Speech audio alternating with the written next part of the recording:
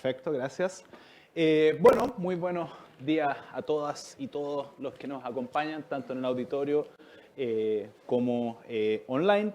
Vamos a seguir con este seminario, hablemos de la Constitución, y vamos a hablar de uno de los temas quizás más relevantes, distintivos, ya se anticipaba en el panel anterior, que es el aspecto de la plurinacionalidad del Estado plurinacional que se destaca en esta borrador, en esta propuesta de Constitución. Les recordamos que pueden enviar sus preguntas, ¿no es cierto?, al email hablemosde@espaciopublico.cl. Yo voy a estar ahí atento para también transmitir sus preguntas, sus consultas a los invitados que tenemos. Bueno, yo soy Dani Jaimovich, director de Espacio Público, académico de la Universidad de Talca, también investigador responsable del proyecto Datos Mapuche.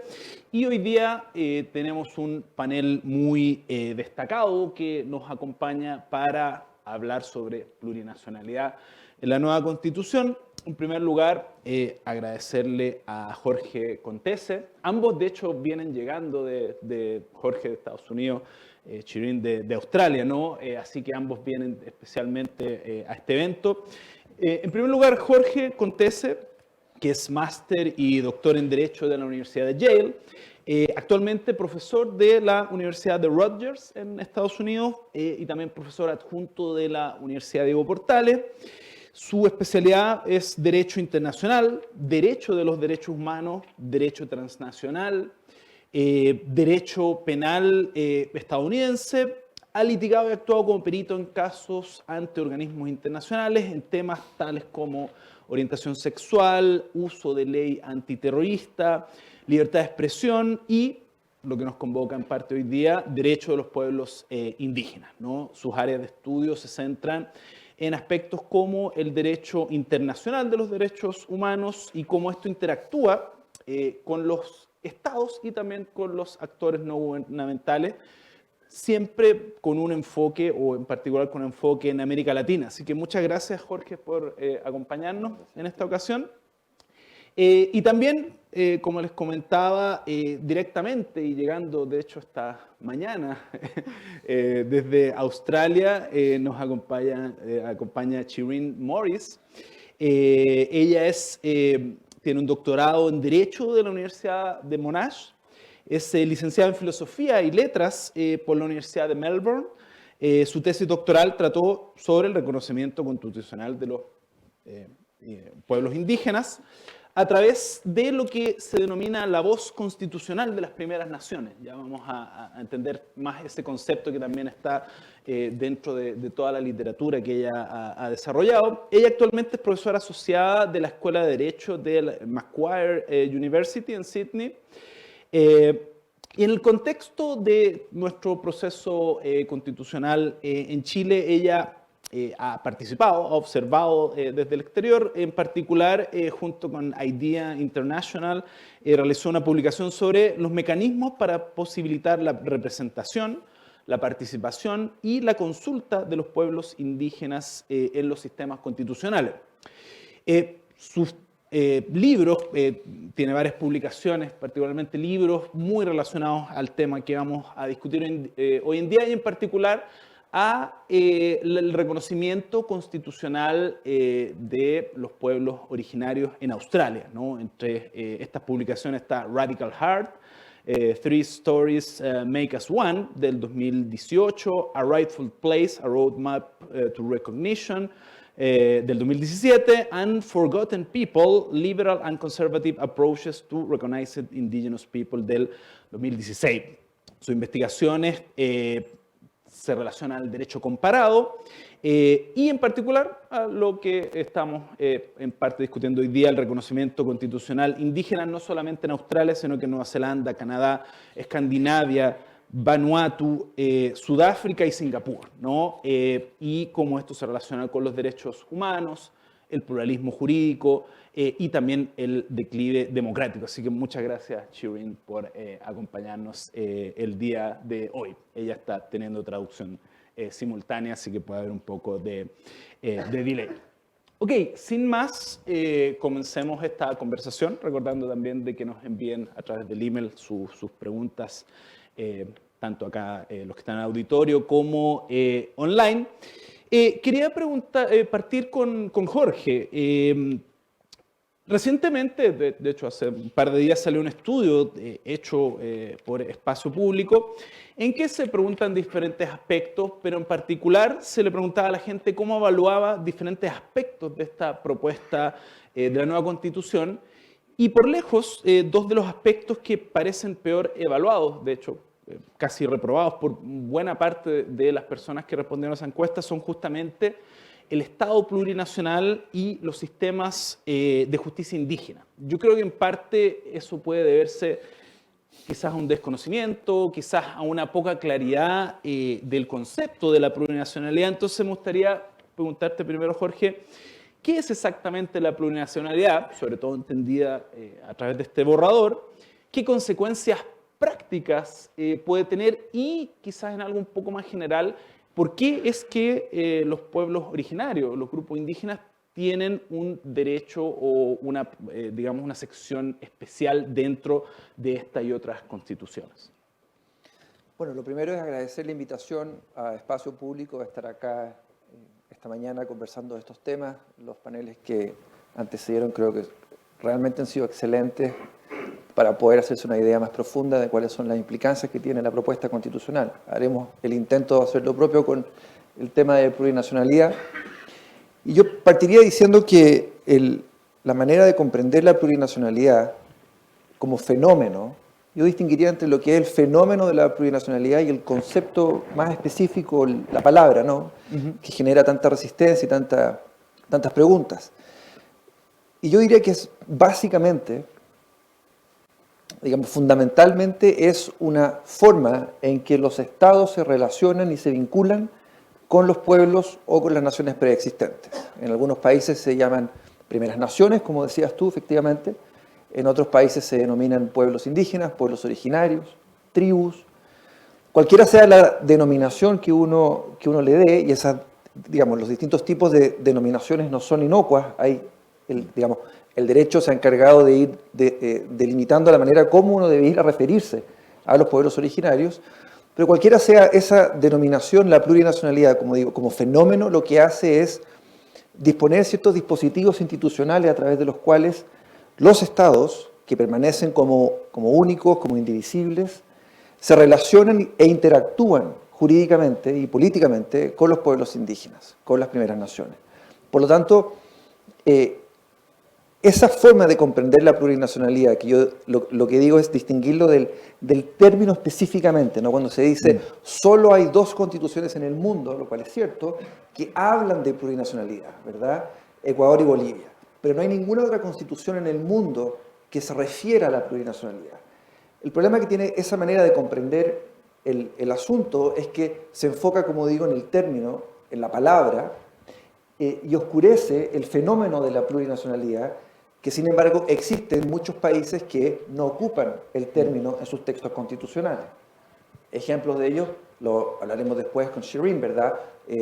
Los países anglosajones del sistema del Commonwealth, como Canadá, Nueva Zelanda, en el caso de Estados Unidos también, en ninguna de esas constituciones tú vas a encontrar el término, la palabra, plurinacionalidad, pero ello no significa que no existan esas formas institucionales de interacción entre el Estado, sea un Estado unitario, como el caso de Nueva Zelanda, o un Estado federal, como el caso de Estados Unidos, y los pueblos indígenas y las primeras naciones.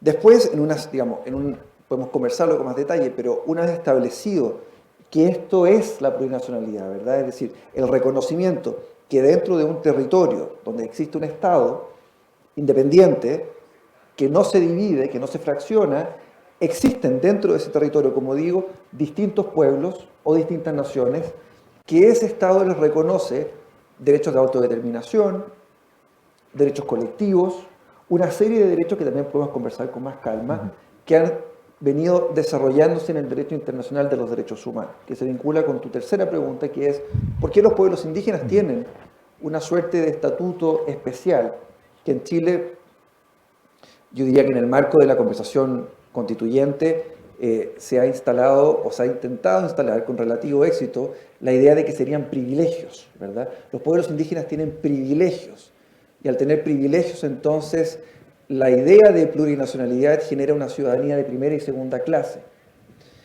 Y lo cierto es que no son privilegios, son de nuevo derechos que se reconocen después de una evolución que tiene el derecho internacional desde hace un siglo. No me quiero alargar yo ahora, pero solo voy a dejar puesto acá que el tratado internacional más relevante en la materia, que Chile suscribió en el 2008, es el conocido Convenio 169 de la OIT, ¿verdad? Y vale la pena preguntarse por qué es que la OIT, la Organización Internacional del Trabajo, fundada hace un siglo, en 1919, fue la que se encargó de regular la relación de los estados con los pueblos indígenas. Como digo, no quiero monopolizar la conversación, entonces puedo dejar esto puesto sobre la mesa porque quisiera volver para explicar por qué es que la OIT y digamos, el desarrollo del derecho internacional de los derechos humanos, específicamente de los pueblos indígenas, parte y tiene su estándar, digamos, así, vinculante más exigente en esta entidad, encargada de las relaciones laborales, trabajadores, empleadores y, por supuesto, los estados. Y ha sido ese desarrollo el que entiende, para decirlo de manera muy resumida ahora, para no esquivar tu pregunta, que creo que es muy importante, que por el hecho de que estos pueblos son, como dice la propuesta constitucional, naciones preexistentes, ¿verdad?, que estaban antes que se instalaran los estados, no solo en Chile, sino que en todos los países donde existen pueblos indígenas, y estos estados han, en general, llevado a cabo políticas de distinto tipo, pero que van desde asimilación a derechamente genocidio, como ha sido reconocido oficialmente en algunos casos. Entonces, estos mismos estados, digamos, sin solución de continuidad, tienen ciertas deudas históricas que se traducen en reparaciones jurídicas, políticas, con esos pueblos o naciones preexistentes. Digamos, esa es la razón, digámoslo así, política principal que justifica entonces que el derecho se preocupe de una manera diferenciada de la protección de los derechos de los pueblos indígenas. Y no que sean privilegios o beneficios, sino que entienden las sociedades democráticas más sofisticadas que esa deuda es importante resarcirla y que la manera de resarcirla es a través de todos estos mecanismos institucionales que existen y que en la propuesta constitucional avanzan varios de ellos que podemos conversar después. Perfecto, gracias. Jorge, voy con Shireen. Primero preguntarte en general, ¿cómo has visto este proceso desde afuera, desde Australia en tu caso? Como comentaba, tú has participado en algunos aspectos con algunas recomendaciones. Y también, ¿cómo esto se compara o cómo lo entiendes tú en la perspectiva de lo que ha sido el proceso tanto en Australia, que tú has seguido y participado muy directamente, y también en una perspectiva comparada internacional? Thank you, and can I also reiterate my thanks? It's such an honor and privilege to come all the way here and talk to you and y hablar con ustedes y aprender un poco más sobre el proceso de la reforma constitucional en Chile. Quisiera comenzar volviendo a lo que mencionamos en el comienzo, que es la pregunta sobre ¿qué es la plurinacionalidad? Porque tú dijiste que en Australia, por ejemplo, no usamos el término plurinacionalidad. Para nosotros es una discusión sobre reconocimiento constitucional indígena. ¿Y por qué entonces hablamos del reconocimiento constitucional indígena?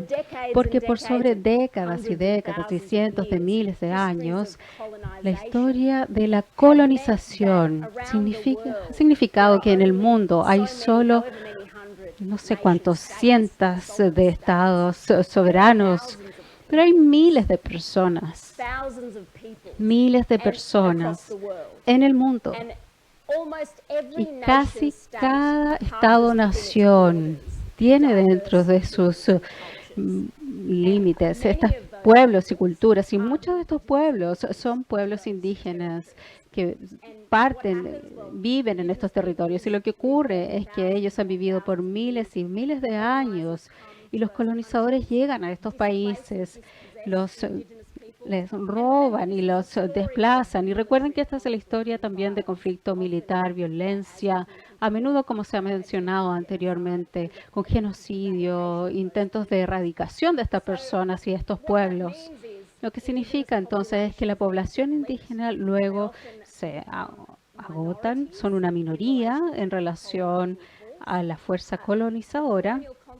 Una constitución colonial a menudo se implanta sobre las tierras que eran poseídas por estos pueblos indígenas. Los pueblos indígenas, bajo estas estructuras colonizadoras, ocupan la posición después de no tener poder. Las constituciones son acuerdos que generan poder, generan contratos, documentos de poder. A menudo los pueblos indígenas, ya que no tienen poder con estas fuerzas colonizadoras, no pueden dar su visión sobre esta constitución que se impone sobre su territorio. Y como resultado tienen esta posición de no tener poder en cuanto al, por ejemplo, en el caso de Australia, en 2017, habla del tormento de no tener poder que sufren los pueblos indígenas en Australia, porque hay 3% de la población en Australia. En una democracia, entonces, no pueden decir demasiado. Y la este reconocimiento constitucional indígena busca la reforma de una relación de poder justa, porque la constitución colonial le da al gobierno, al Estado colonial, mucho poder para hacer leyes y políticas que afectan a los pueblos indígenas y que a menudo los tratan de manera injusta. Podemos ver cómo esto fluye hacia las desventajas actuales en muchos países en el mundo, incluyendo Australia. Los pueblos indígenas son los más desventajados en cuanto a la población y entiendo que es lo mismo aquí en Chile. Es por eso que hay una pregunta de las naciones democráticas modernas. ¿Queremos tratar a los pueblos indígenas de manera más justa que en el pasado? ¿Queremos tener un lugar más justo en la Constitución o no? ¿Queremos establecer mecanismos que les ayude a tratar sus desventajas actuales y ayudar a corregir algunos de los errores del pasado? Esa es la pregunta, entonces, que el plurinacionalismo o el reconocimiento constitucional indígena, como lo llamamos nosotros, busca responder. Las naciones en el mundo realmente tienen opciones. Una, la opción del Estado colonizador toma una asimilación del 100%. Reconocemos a los pueblos indígenas, esa sería una opción. Al otro extremo, entonces, tenemos el separatismo, una fragmentación del Estado. No reconozcamos, tengamos estados separados. El Estado indígena por allá, países separados, ¿verdad? El terreno medio que tiene un compromiso es reconocer y dar poder a los pueblos indígenas dentro de un Estado-nación unificado. Y ese es el reconocimiento constitucional indígena, lo que ustedes llamarían plurinacionalismo. Creo que eso se está esforzando. Y si vemos la Constitución y este intento de tener una reconciliación de la diversidad, y sí, queremos reconocer y dar poder a los pueblos indígenas, queremos crear una relación más justa entre el Estado en relación al pasado, pero al mismo tiempo queremos confirmar que esta es una nación unida, no somos naciones separadas, somos una, estamos juntas, pero nos reconocemos que tenemos una identificación histórica de los pueblos indígenas dentro de este pueblo unificado. Voy a volver a la situación de Australia en un momento, si quieres. Bien impresionante como parece que desde el extranjero hay más apreciación por el texto que lo que tenemos internamente, porque ha sido una constante en nuestros invitados. De hecho, yo creo que uno de los conceptos fundamentales es lo que decía Shireen, de que justamente esta inclusión en diferentes aspectos del borrador de la Constitución de los pueblos originarios, justamente no tiene nada que ver con un separatismo, con una balcanización, no son estados separados, sino que es una forma de incluirlos, una forma de reconocerlos y una forma de integrarlos dentro de un estado que en este caso reconoce varias naciones. En ese sentido me gustaría preguntarle a Jorge, y bueno, por favor, expandir también lo que querías opinar respecto a la OIT y los tratados internacionales. Bien en la práctica, ¿no? Shireen nos hablaba de que esta es una opción, ¿no? A través de la Constitución, de no solo reconocer, sino que también, digamos, proveer a los pueblos originarios una reparación por daños históricos y al ser un grupo históricamente excluido y en desventaja de un poco reparar eso. ¿Cómo en la práctica se ve esto en este borrador y también cómo eso dialoga con la institucionalidad y los tratados internacionales? Bueno, lo primero, cuando uno piensa en reparaciones, hay, diría yo, al menos dos ámbitos de análisis. Uno, en términos de los principios que están establecidos en la Constitución, que orientan o que aspiran a orientar las funciones del Estado, y después con formas de reparación que son más específicas, que están en algunas estipuladas en la propuesta constitucional. Algunas cosas que yo creo que son importantes poner acá. Gabriel Negreto decía en el primer panel, algo que retomó Verónica Undurraga recién, que el análisis que uno debiera hacer respecto cuando uno está evaluando la propuesta constitucional es este juicio histórico, ¿no? La pregunta sobre cómo es que la propuesta se hace cargo de las preguntas y de las necesidades que empujaron al proceso constituyente. Y en el caso de la discusión sobre pueblos indígenas, sus derechos y la plurinacionalidad, hay mucho que decir respecto de cuál es ese juicio histórico. O sea, uno puede ir, hasta el siglo XIX, la manera como se constituye el Estado-Nación chileno, como primero reconoce, por ejemplo, hace 2 siglos atrás, los tratados que, por ejemplo, los araucanos entonces, los mapuches, celebraban con la corona española y después con el propio Estado chileno, con la República. O sea, habían tratados, y cuando uno piensa en tratados, evidentemente está la idea de naciones. Uno no celebra tratados sino con naciones. Y la República Chilena hizo eso, reconoció primero tratados, tanto específicamente con los araucanos, los mapuches, también con Rapa Nui, y la propuesta reconoce expresamente el acuerdo de voluntades, el tratado que se suscribió en 1888, en el contexto de Rapa Nui, ¿verdad? Y por lo tanto uno puede analizar todo ese tránsito histórico, que yo creo que la mejor versión de ese juicio histórico está en el informe de la Comisión Verdad Histórica y Nuevo Trato, que convocó el expresidente Lagos hace 20 años atrás, que tiene 2 tomos en el que se hace primero un diagnóstico y luego una serie de recomendaciones.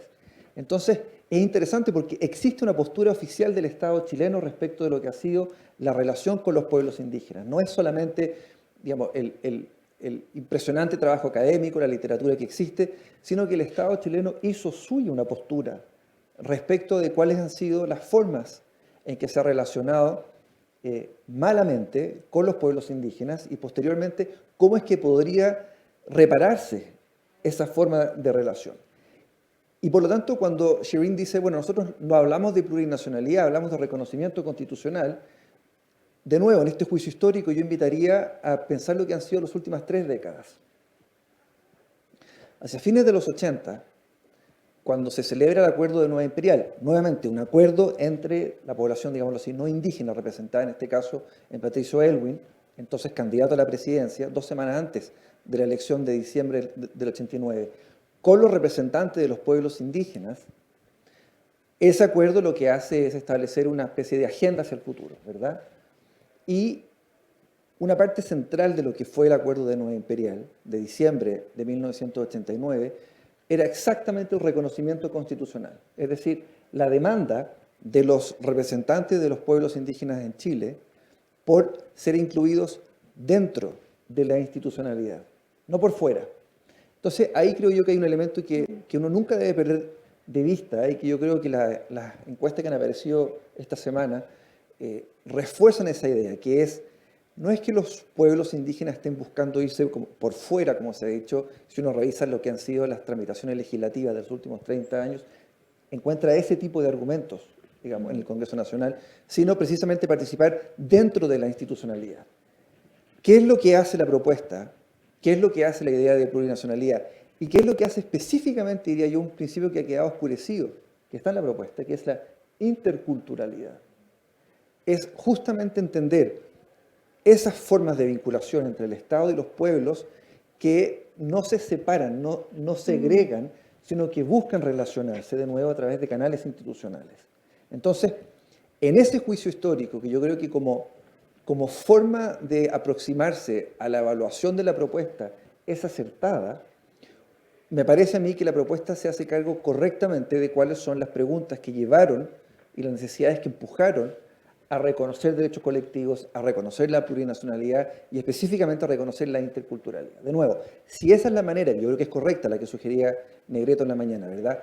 La manera de evaluar la propuesta, más allá de las imperfecciones que hay acá, los ajustes que serían necesarios, sino que el todo responde esta propuesta a esas necesidades, me parece a mí que lo que hace es ciertamente avanzar en esa dirección. Tus preguntas, Dani. Perdón por la vuelta larga. No, creo que por supuesto. digamos, Esto es una conversación abierta, así que adelante, ¿no? cuidado con eso.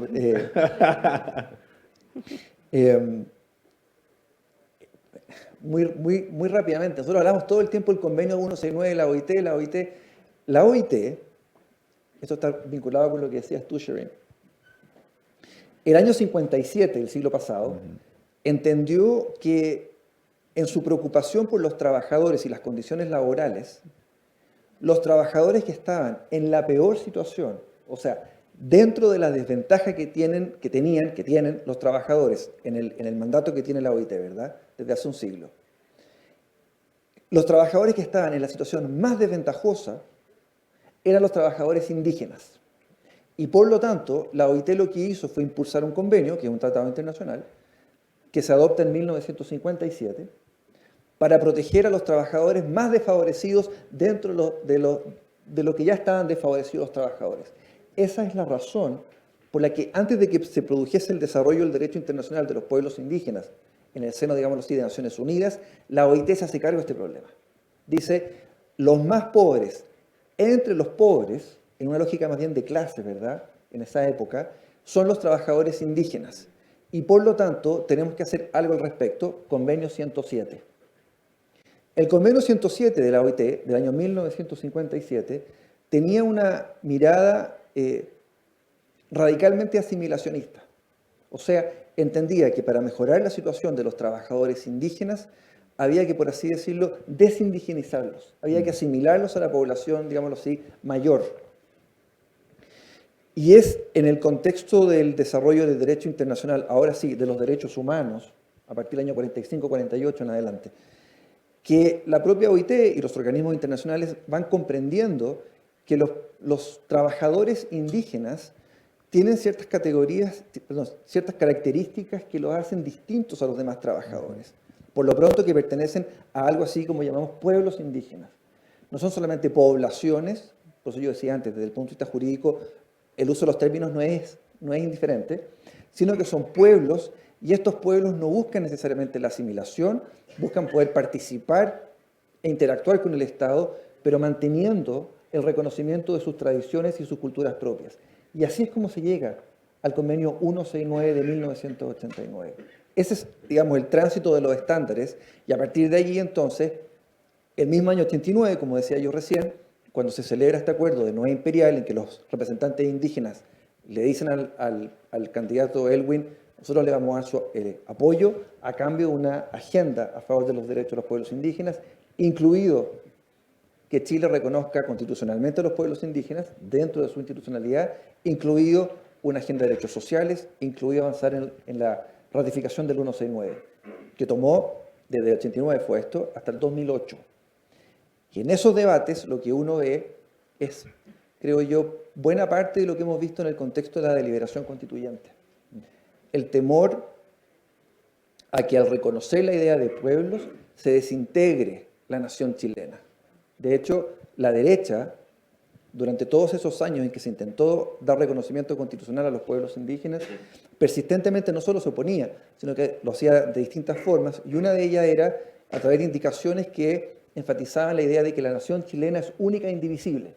Eso se reiteró muchas veces. ¿Por qué? Porque se entendía o se temía que al introducir la idea de pueblos indígenas se podía desintegrar esta unidad chilena, que es parecido a lo que hemos visto hoy día en el contexto de la discusión sobre plurinacionalidad.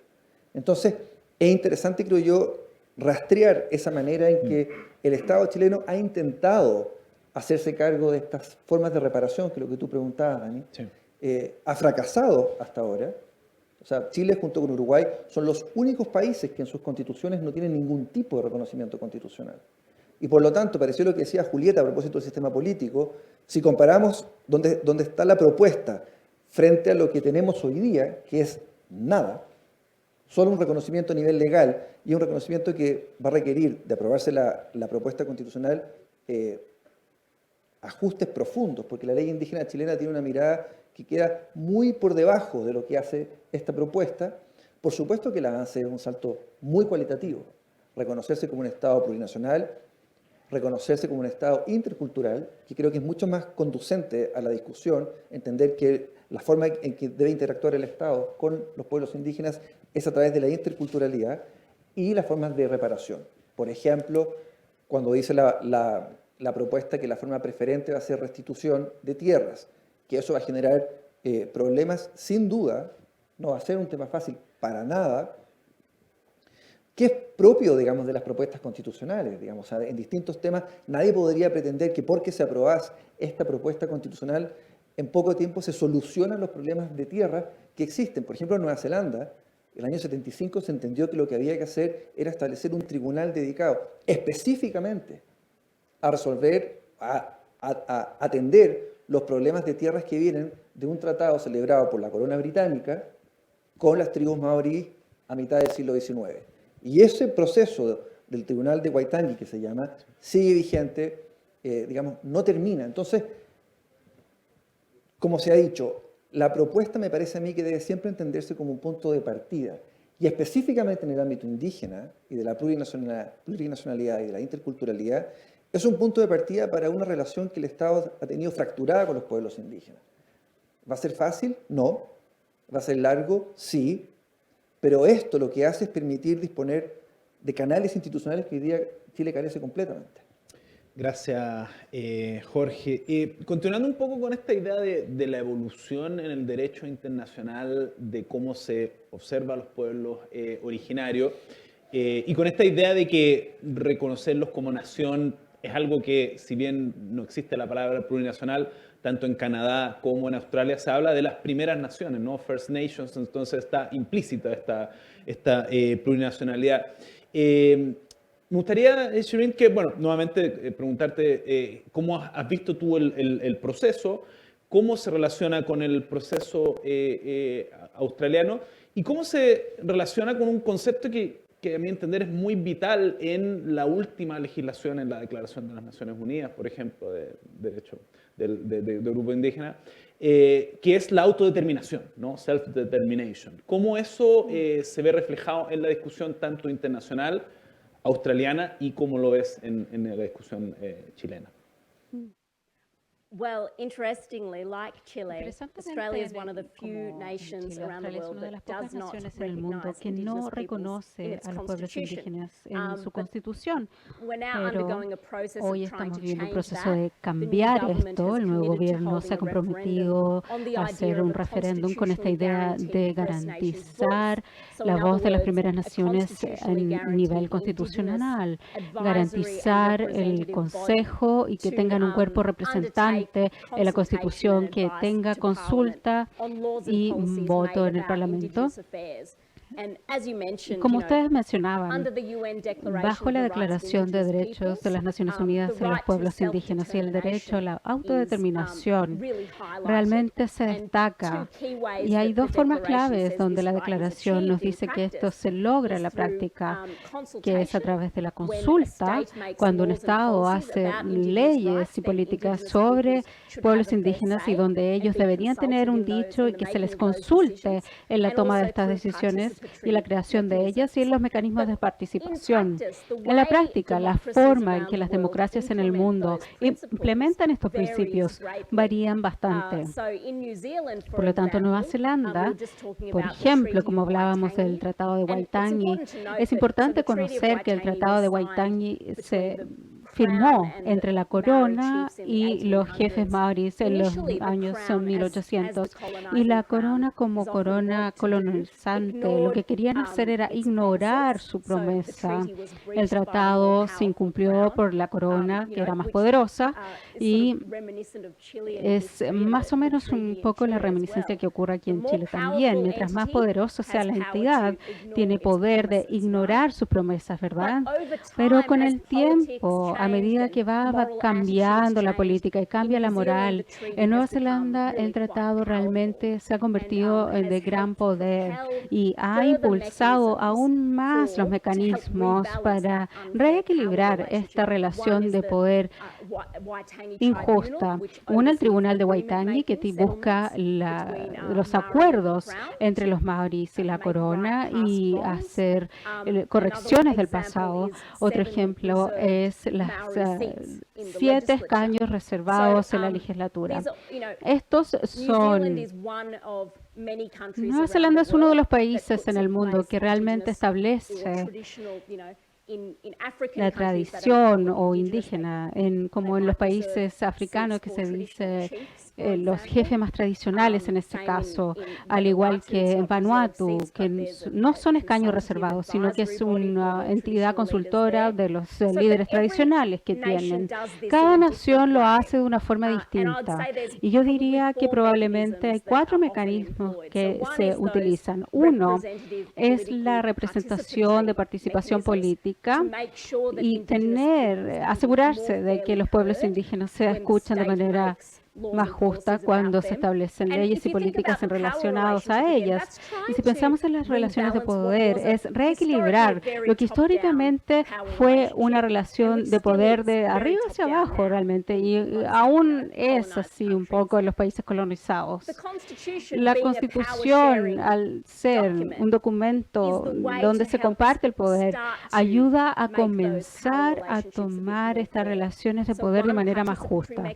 Hay mecanismos de participación hacia cláusulas correctas y proyectos de ley y leyes.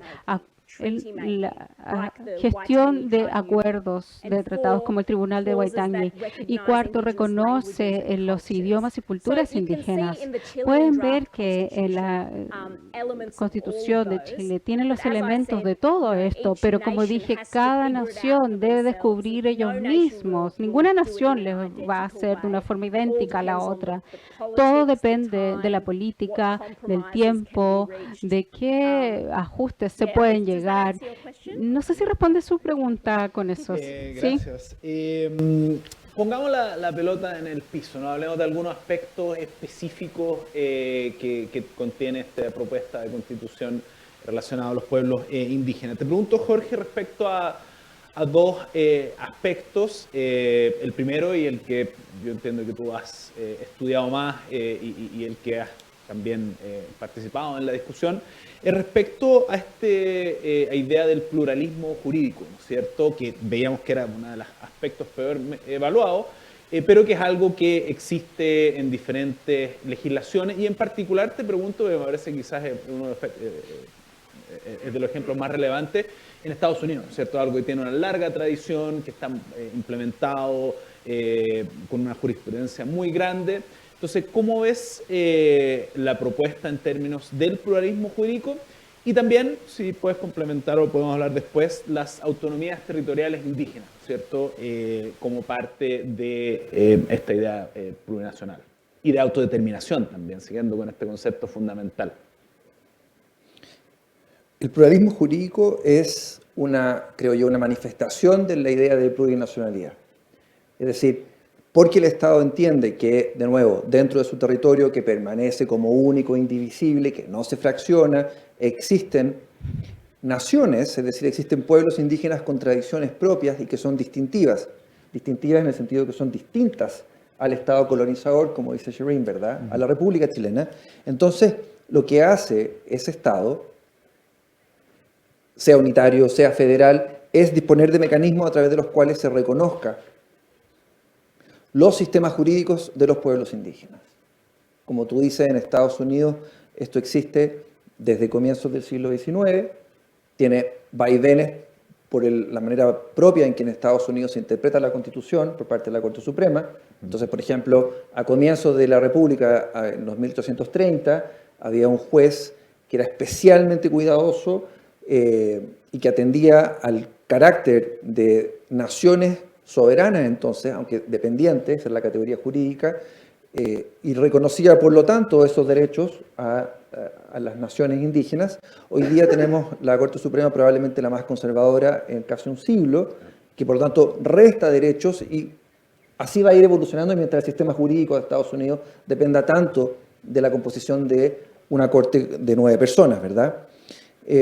Pero así todo, existen en ese país, por ejemplo, casi 400 tribunales indígenas que ejercen jurisdicción, que el Estado les reconoce competencia tanto civil como penal. En otros países se excluye la competencia penal, por ejemplo, y por lo tanto lo que hay es, como decía Shireen, cada democracia constitucional va a establecer específicamente cómo quiere administrar esos sistemas de justicia indígena. En el caso de la propuesta, lo que hay es poco. La propuesta lo que hace en verdad es introducir el concepto, el principio del pluralismo jurídico, en el capítulo específico sobre sistemas de justicia, pero no avanza. No establece formas específicas de interacción, no delimita los ámbitos de competencia y por lo tanto todo eso hoy día está entregado a la legislación, a la ley que venga posteriormente y que implemente estos principios, como por ejemplo el pluralismo jurídico. Se rechazaron propuestas en el contexto de la deliberación constituyente que buscaban especificar ámbitos de competencia, por ejemplo, restar la jurisdicción penal o establecer el derecho a opción, que las personas pudieran decir, yo no quiero estar sometido a la jurisdicción indígena, quiero estar sometido a la jurisdicción del Sistema Nacional de Justicia. A mí me parece que todas esas soluciones son razonables. No estoy seguro que, digamos, desde un punto de vista político, con lo que tú decías al principio, Dani, dada la reacción y yo diría la resistencia, derechamente, las dudas, los temores que genera, uno podría decir políticamente hay buenas razones para introducir estas demarcaciones y delimitaciones que son bastante de detalle. Desde un punto de vista técnico, sin embargo, me parece a mí que hay buenas razones para que sea la ley la que vaya estableciendo el detalle de cómo se va a comportar la jurisdicción indígena, cómo se va a relacionar con la jurisdicción nacional. En el contexto latinoamericano, Colombia, por ejemplo, no especifica mayormente en su artículo 246 la manera como la jurisdicción indígena tiene su competencia delimitada. Ecuador tampoco, Bolivia sí. Entonces, lo que tenemos hoy día en Chile es, digamos, lo que tenemos en la propuesta es el principio y como no se establece ninguna demarcación, ninguna delimitación ahí, esto está entregado a la legislación futura. ¿Qué materia? Por ejemplo, se dice que yo creo que algo, digamos, esto es especulación porque no está, pero yo creo que es bastante obvio que la legislación futura no va a permitir que la jurisdicción indígena conozca delitos graves, que conozca delitos, por ejemplo, que afecten, que alteren gravemente la paz social, que sean delitos violentos. A veces uno dice la jurisdicción penal debería quedar completamente fuera. Yo a veces he pensado eso, conversando con personas que están en comunidades indígenas, tienen dudas. ¿Por qué? Porque, por ejemplo, uno de los delitos más comunes en el contexto de comunidades es el robo de animales, que es un delito. Sí. Y la forma en que la jurisdicción indígena opera ahí, digamos, puede servir de mejor manera que la jurisdicción, digamos así, nacional. Entonces, despejar de una sola vez la jurisdicción penal no es necesariamente la mejor forma de avanzar, pero de nuevo, es una discusión democrática que tiene que darse en el Congreso, escuchando a las comunidades, por supuesto, escuchando a los pueblos, escuchando a expertos en justicia. Y lo que yo diría acá, lo que es importante, es que lo que sí está establecido en la propuesta, que a mí me parecía que era clave, en todas las interacciones que tuve, me tocó específicamente comparecer en materia de pluralismo jurídico, era que se estableciera inequívocamente una regla de cierre. Sí. O sea, aun cuando no se dispusieran las competencias, que se demarcaran las competencias de la jurisdicción indígena vis-a-vis la jurisdicción nacional, que inequívocamente se dispusiera que debía haber una palabra final. y que esa palabra final debiera tenerla o la Corte Constitucional, en ese entonces no era claro que iba a quedar una Corte Constitucional, o ciertamente la Corte Suprema. Lo que quedó en la propuesta es, la Corte Suprema tiene la facultad de conocer las reclamaciones que se hagan en contra del ejercicio de la jurisdicción indígena, y a mí me parece que eso es clave, porque por un lado permite unificar el derecho, sigue siendo un solo derecho, con una jurisdicción especial acá, pero además refuerza la idea de que el Estado sigue siendo indivisible. Y el segundo límite que me parece que es fundamental es que se establece expresamente que la jurisdicción indígena debe respetar los derechos fundamentales, garantizados por la propuesta, por la Constitución y por los tratados internacionales de derechos humanos. Y eso, que también es parte de las jurisdicciones indígenas comparadas, es clave porque lo que hace es asegurar que el ejercicio de la jurisdicción indígena no puede nunca suponer una afectación, una vulneración de derechos que hemos entendido que son fundamentales. Un solo ejemplo muy breve, Dani, el caso de Isla de Pascua, que se conoció hace un par de años atrás, en que una persona no Rapa Nui, imputada por un delito sexual, se entendió que por aplicación de una ley del año 66 debía rebajarse la pena a la que esa persona había sido condenada, porque había una cierta comprensión de que la manera en que se entiende, por así decirlo, la indemnidad sexual Rapa Nui es distinta a cómo se entiende bajo el derecho chileno. Entonces el Tribunal Constitucional chileno llegó esto, se impugnó la constitucionalidad de esta ley Pascua de los años 60 y se decía, esta forma de entender la sexualidad que se trasluce en esta legislación especial está en contra de los derechos que se garantizan a las mujeres bajo el derecho internacional de los derechos humanos. Y ahí el Tribunal Constitucional correctamente tomó la ley Pascua, tomó el derecho internacional, los comparó y dijo, aun cuando hubiese un reclamo, no lo había, pero aun cuando hubiese un reclamo desde el punto de vista cultural de que así entendemos la sexualidad nosotros los indígenas aquí, como digo, no lo había, esto está en contra de los compromisos que Chile ha suscrito en materia de derecho internacional. Y por lo tanto, como ese derecho internacional, y esta propuesta lo dice explícitamente, se incorpora a la Constitución, esta legislación, la ley Pascua del año 66, es inconstitucional. Ese es un claro ejemplo en que una Corte, en este caso el Tribunal Constitucional, enfrentado a posibles regulaciones de la jurisdicción indígena, posibles porque no eran en este caso así, pero podría ser, toma como límite los derechos fundamentales garantizados internacionalmente, que está expresamente estipulado en la propuesta, y por lo tanto no permite la aplicación de ese tipo de soluciones. Esa es una manera, creo yo, virtuosa de interacción entre la jurisdicción indígena, potencialmente, y la jurisdicción nacional. Gracias, Jorge. Bueno, yo creo que uno de los aspectos fundamentales acá es destacar que esto del pluralismo jurídico no es una invención, digamos, una innovación de esta propuesta, sino que es algo que existe, ¿no es cierto?, en muchas legislaciones. Entonces, también justamente preguntarle a Shireen sobre este mismo tema, el pluralismo jurídico, pero también sobre otros aspectos importantes, ¿no es cierto?, que están en esta propuesta.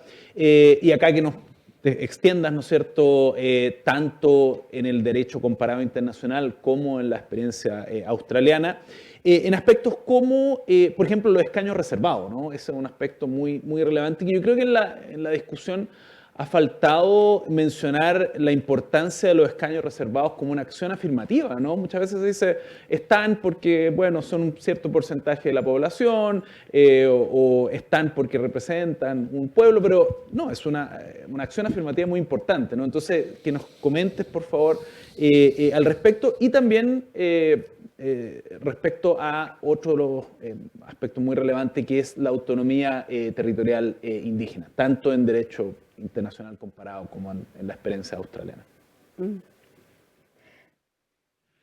It's interesting because Es interesante I make porque sense of it as a way yo of lo veo como una including forma de indigenous incluir a peoples los pueblos as a prior indígenas sovereignty. como una You know, to use the soberanía language of anterior, para sovereignty. usar ese término de Because sovereignty soberanía, speaks to y power, you know. habla Sovereignty hacia el is always poder, about habla power and siempre control sobre el and poder, el authority. control, la Speaks to autoridad, notions of habla hacia las nociones de self-determination. But one of the autodeterminación, fundamental pero uno de purposes los of the propósitos Constitution fundamentales de la is to Constitución reconcile es reconciliar competitive sovereignties. la soberanía comparativa histórica. sovereignties that might have Históricamente, been esta soberanía que podrían haber haber sido históricamente en So, conflicto. for example, the Por Australian ejemplo, Constitution, it la doesn't Constitución recognize australiana yet. no I hope reconoce it will aún, soon, espero but que it sí doesn't yet pronto, pero aún no recognize reconoce First Nations las primeras ancient naciones sovereignty, o la the soberanía sovereignty that the Uluru antigua de Statement calls an todos ancient estos que spiritual llamamos sovereignty. la soberanía But what it espiritual recognizes is the antigua, y lo que former reconoce colonies, son las, the former las British ex colonias, las that colonias united in británicas que se unieron 1901 en to become 1901 para of the convertirse en Australian, estados Federation. de la So Federación it Australiana. reconciles Entonces those reconcilia sovereignties. esta You could even soberanía. say that it Podríamos reconciles decir the que sovereignty of the British reconcilia la Queen, soberanía de la because the reina Queen is británica. still La technically reina our head of aún state. es nuestra So jefa you de can see in the Estado. Australian Pero podríamos ver en la Constitution Constitución that one of the australiana que important uno de things los it temas does importantes is que sí realiza es incorporar todas estas soberanías antiguas y las mezcla en un sistema de equilibrio, de revisión. Se comparte el poder entre estos sistemas de la soberanía antigua. Y es una forma de entender estos escaños reservados, que realmente los pueblos indígenas fueron los primeros dueños soberanos, fueron los primeros gobernadores soberanos del territorio. Luego los colonizadores llegaron con su soberanía comparativa. Realmente estas nunca se han reconciliado. Esta es una oportunidad de reconciliar esas soberanías, y hay mecanismos como los escaños reservados. Son una forma de demostrar que sí, hay una soberanía antigua que debe reconocerse en el sistema actual y merece tener una voz. También tiene sentido en el sentido práctico. Prácticamente tenemos que hacer estados, leyes, para poder abordar entonces sus desventajas. Probablemente ya lo han hecho, yo podría decirlo. Efectivamente, hay una ley indígena que ya se lo ha considerado, digamos, pero para que esto sea efectivo, en poder abordar entonces estas desventajas, o por ejemplo, las leyes que el Congreso tiene que hacer para poder entonces ver el tema del plurinacionalismo, tienen que tener entonces un objetivo muchísimo más específico, si es que entonces nos queremos concentrar con las comunidades específicamente para que se puedan beneficiar de estas leyes. Una manera de asegurar esto es a través de estos asientos reservados que tenemos, y también el requerimiento de que las políticas y las leyes respecto de los pueblos originarios tienen que ser hechas en una consulta con ellos mismos, que es muy similar a lo que Australia está proponiendo, una manera distinta de articularlo, pero la verdad es que estamos viendo de cómo podemos garantizar entonces de que tengan que tengan su voz, y hay cláusulas dentro de estas propuestas que nos van a permitir esto también. Por lo tanto, creo que estaba escuchando entonces a la discusión acerca de los otros tipos de derechos, cuando los expertos decían que es correctamente, ¿no?, que parte de los desafíos es darse cuenta de que tenemos entonces una declaración de aspiración, digamos, pero que realmente no es que vamos a tener a todas las personas con todo resuelto, digamos. Lograrlo es mucho más difícil en la práctica. Lo que se necesita entonces es tomar estas aspiraciones y llevarlas a una práctica, que a otras instituciones o a mecanismos institucionales que nos permitan que podamos entonces que se puedan resolver los conflictos políticos, etcétera. Por supuesto que los vamos a tener, y esto es un propósito importante de las constituciones, ¿no?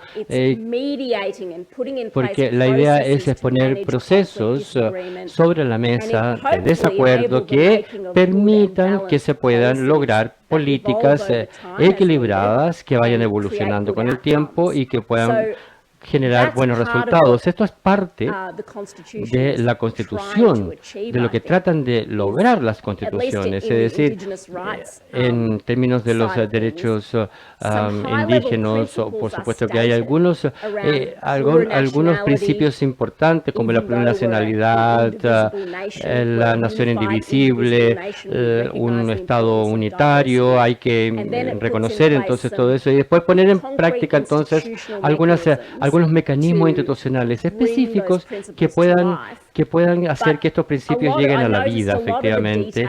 Hay muchos detalles que se van dejando al Parlamento, al Congreso, por lo tanto, incluso aunque tengamos estos asientos reservados, digamos, no significa entonces que esto se vaya a resolver rápido, lo van a tener que hacer ellos en el Parlamento y se permiten entonces estos derechos a los que estamos refiriendo en la Constitución y que puedan llegar al Parlamento y entonces y tener sus propios representantes. Yo creo que es un enfoque bastante democrático, ¿no? Es decir, bueno, aquí tenemos estos principios, esperamos que ustedes, como representantes elegidos, que deliberen, debatan y puedan implementarlo. Y también significa que no está encerrado en algo, sino que significa que los detalles pueden evolucionar en el tiempo, sean de acuerdo a la necesidad. Es decir, esto es muy pragmático, Gracias, yo diría. Shirin. Bueno, tenemos que ya ir terminando, así que les pido les concedo, digamos, un último minuto a cada uno de ustedes para que quizás complementen con alguna cosa que no alcanzamos a discutir, con algún aspecto importante. Así que, Jorge, un minuto. Yo quedé pendiente de contestarte sobre las autoridades territoriales indígenas, entonces en menos de un minuto lo que habría que decir es que tiene que ver con estos mecanismos que la Constitución dispone, ¿no? O la propuesta. Lo que hace es entender el Estado regional compuesto por regiones autónomas, comunas autónomas y autoridades territoriales indígenas. Y justamente lo que está diciendo Shirin, yo creo que acá la propuesta en general, no solo en esta materia, en general, tiene algo que no ha sido relevado lo suficiente, que es una apuesta por la garantía de la ley. Es decir, la ley debe entenderse, la mejor versión de la ley, que era más la que está en el artículo primero del Código Civil, la definición de lo que es la ley, la manifestación de la voluntad soberana, así la definió Andrés Bello, que manda, prohíbe o permite. Y por lo tanto lo que hace la Constitución es decirle a la ley, usted será la garantía de que cuando tenga que, por ejemplo, establecer los marcos de competencia en la jurisdicción indígena, establecer la manera como el Sistema Nacional de Salud, establecer la manera como las autoridades territoriales indígenas se van a crear. Esta es una disposición transitoria específica que dice, en un plazo acotado, en un plazo de 2 años, el gobierno debe enviar un proyecto de ley, y este proyecto de ley que va a crear las autoridades territoriales indígenas, los procesos de formación, ¿cómo se va a hacer esto? Tiene que además hacerse previo consulta. La consulta siendo un estándar que existe en Chile desde 2009.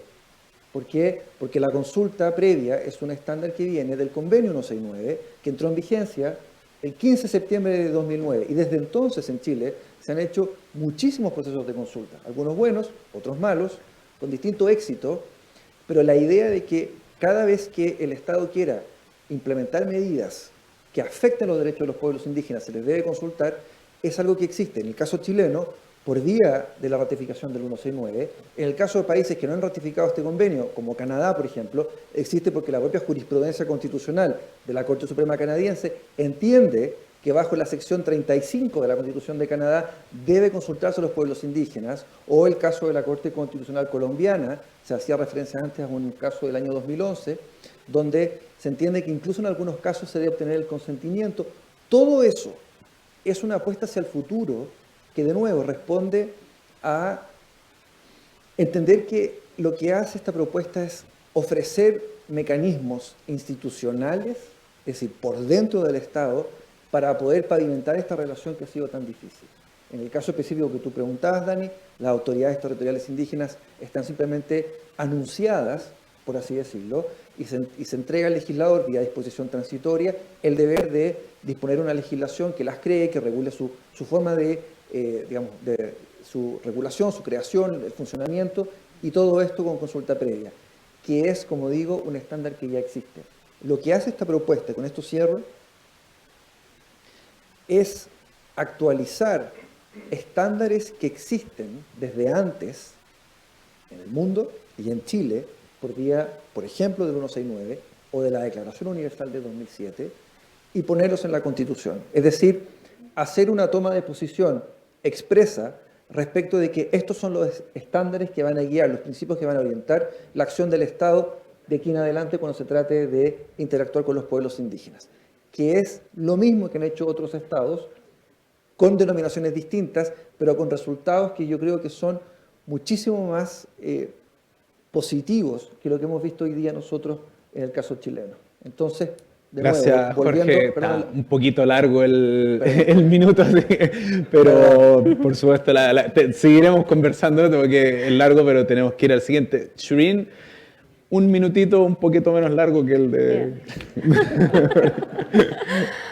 I guess I would just say, Me parece que solamente a new tendría que decir que una constitution nueva is just the constitución beginning. es el comienzo solamente. just because you put Solo nice Solo porque uno principles pone algunos written principios down, escritos ahí ambitious constitution en una doesn't constitución mean ambiciosa that's all no gonna significa work que instantly todo or va a quickly. cambiar But perfecta what it is e a instantáneamente. commitment. ¿Cuál es el compromiso? Is Es a lo commitment importante. Es to un each other, a compromiso promise to entre each sí, other una promesa to entre strive todos for those para poder principles. lograr y But luchar that's when por the esos real hard principios. work begins. Ahí es donde I empieza think el it was trabajo the real, creo, indigenous y que president at the time el, of Greenland visited Cape York el in presidente the 90s. And the indigenous leader Noel Pearson always used to tell me this que story. pueda He visitar, said, digamos, he un told presidente the indígena que indigenous pueda people of Cape York, presentar he said, entonces a las personas de Cayopi, self-determination digamos, is not nos puede decir que el auto de self-determination determinación no es muy fácil. No, nos dice, no es fácil, es un tremendo trabajo. Es decir, hay que ver cuáles son los principios que están dentro de la Constitución. Veamos los que están, pero después de todo eso hay que hacer que la estructura funcione. Es decir, buena voluntad por todas partes de los de derecha, de los de izquierda, los de indígenas y los no indígenas. Hay que construir capacidades, requiere que todo el mundo trabaje en conjunto y que aprenda constantemente y mejore constantemente para que estas cosas funcionen y que puedan entonces ir mejorándose los resultados. Yo diría que el trabajo fuerte comienza ahora, cuando tengamos esta nueva Sí, constitución. tenemos trabajo duro, sin duda. Bueno, con esto damos finalización a este panel. Agradecer a Shireen, agradecer a Jorge. Hay un regalo a nombre de Espacio Público y les pido por favor un aplauso a nuestros panelistas.